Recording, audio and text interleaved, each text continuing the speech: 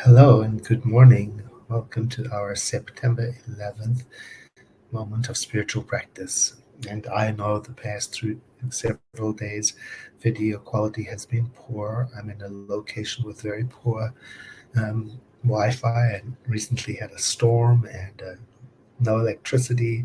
So if the video quality is still poor and it's out of sync, then perhaps I can invite you just to close your eyes and listen to the daily spiritual practice. And I'll be home in a couple of days and we'll get the quality all back together.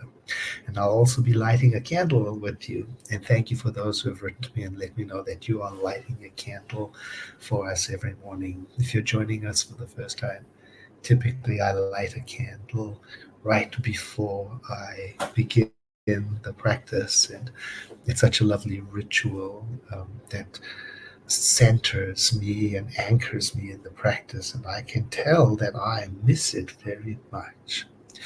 We are using 365, a year of daily wisdom from our founder, Dr. Ernest Holmes. And we've been going since the beginning of the year, some of us before then. And my intention is to complete the year every day, one way or the other, good video or not so good video. And I'm using the Kindle version, so it's on my phone, and so I can carry it around with me and read it. Dr. Holmes begins this morning with a quote from Matthew, very famous, the book of Matthew. Um, that's the Christian Testament, the Gospels of the Gospel of Matthew 7:7. Ask, and it shall be given you. Seek, and you shall find. Knock, and it shall be opened to you. So let us go within with these words and hear Dr. Holmes's meditation and instruction. It's really an invitation for us to be spiritually bold and ask for what we want, being certain that what we want is in sync with spiritual goodness, truth. Ask, and it shall be given unto you is one of the greatest promises of the ages, and it has within it the greatest possibility ever experienced in the human mind.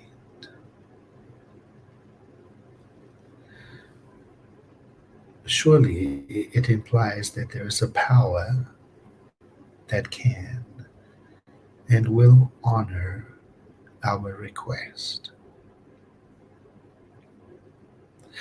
The same person who said, "Ye ask and receive not, because you ask amiss," said, "Ask and you shall receive." Now, these two sayings of Jesus, they are not contradictory. Each implies that there is a divine givingness that withholds nothing from us. But it cannot contradict its own nature.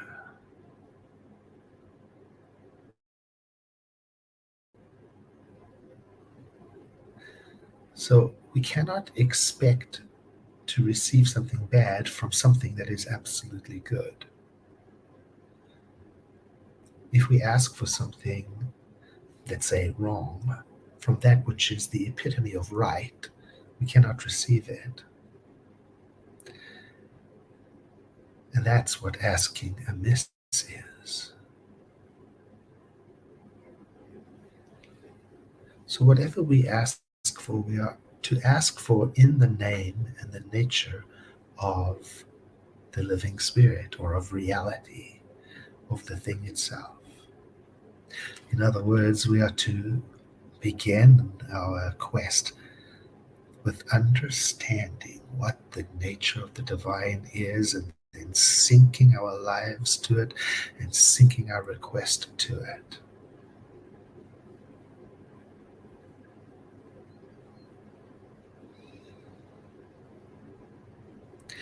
It is certain also that if we do ask, we must also seek, find, and knock.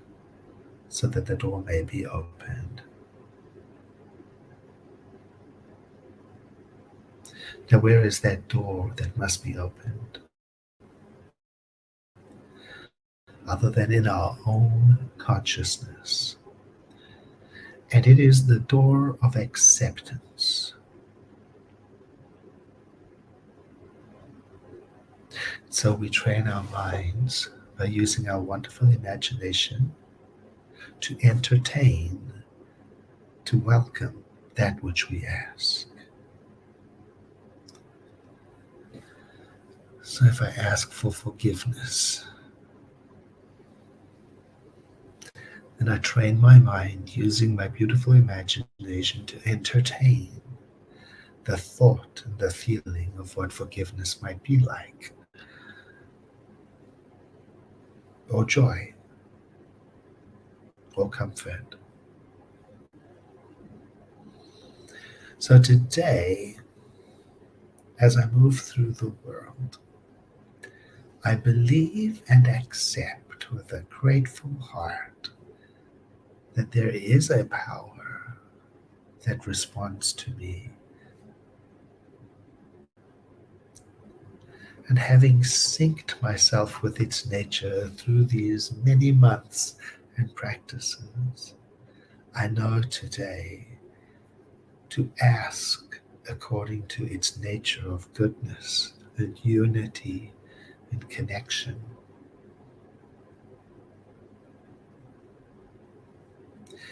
And in this asking, then there is a sense of sureness that I shall receive. In this seeking in the world for more connection, there's a sense in me that I shall find. And so I'm knocking on the door of consciousness, expecting it to open, to reveal to me that which I seek. And so preemptively today, I say to my deeper mind, I receive the gift of life in all its fullness. I receive the gift of life in all its fullness. I receive the gift of life in all its fullness. I receive the gift of life in all its fullness.